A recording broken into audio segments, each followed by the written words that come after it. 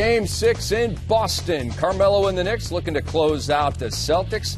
Paul Pierce, 35 years young, and Kevin Garnett, will be 37 later this month, trying to power the Celtics past the Knicks and force a Game 7 on Sunday. Here we go, and thud. Paul Pierce, 1 of 10 in the first half. Yeah, that's just not going to get it done. You're talking about a professional scorer, one of the greatest Celtics of all time, but, he just did not have it consistency enough in this series. Raymond Felton to Tyson Chandler, 13-4, New York, midway through the first. And then Pablo Prigioni takes it. He's going to pull up for 3. Rick, he was huge in this game, 21-5 New York. Yeah, he was, and he wasn't alone, because when you think about it, they talked about the pressure of this game, and they wanted to play pressure-free. Well, they sure showed up and got out the gates quick. Raymond Felton with the bucket. Here's Jason Kidd feeding Carmelo Anthony. Knicks already up 13. They're up 15. Yeah, right now the Knicks are just taking advantage of the Celtics' cold shooting, and they're getting out. But they're not playing that great themselves. But again, they're making timely shots, and they're starting to bury the Celtics early in this game. The story of the night was New York getting out in front and Boston fighting back. Jason Terry for 3 made it a 10-point game. Carmelo Anthony, 14 points in the first half. Get him to the line. Well, you talk about the luck of the Irish and the Celtics. That was a nice, fortunate bounce for Carmelo. Knicks led 39-27 at halftime. Prigioni again, 15 points, made 4 threes. Yeah, they just look at the guys they have that can shoot the basketball, and you look at the Celtics. They just don't have the firepower that the New York Knicks have.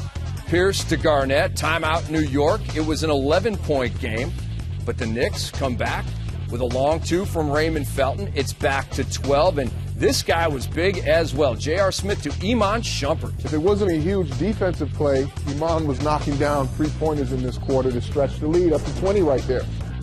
So we go to the fourth. Knicks looking to run away with this. Pablo Prigioni, Iman Shumpert, yes. And he gloats a little bit on the run. Well, everybody from Boston just standing around looking at the play, and no one puts a bite on Shumpert, and he gets in an easy tip down. That dunk by Shumpert put the Knicks up by 26, and then the Celtics dug in and went on a 26-4 run. And that's the case in the Golden State-Denver Nugget game last night. You get too comfortable in this league, especially in the playoffs. Watch your back. Raymond Felton turns it over. Here comes Paul Pierce. Scooping up and in, plus the foul. Yeah, rare steal by the Boston Celtics. Raymond Felton was moving. Paul Pierce can do a lot of things, but he can also finger roll.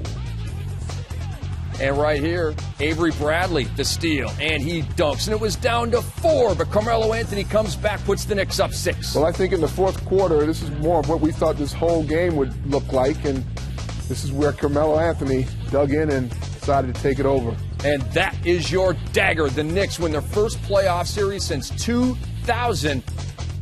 And Paul Pierce checking out of the game.